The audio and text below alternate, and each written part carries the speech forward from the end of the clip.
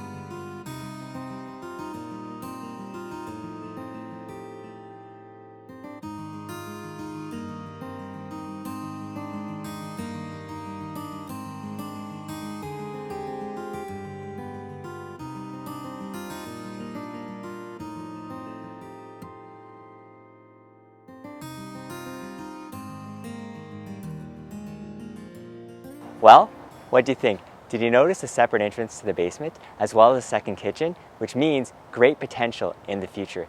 And if that's not enough for you, you're gonna love the location. It steps to a community center, a public library, schools, TDC. It's actually close to Fairview Mall Shopping Center and the Don Mills subway station. And if you prefer to drive, it's actually close to the 404, DVP, and the 401.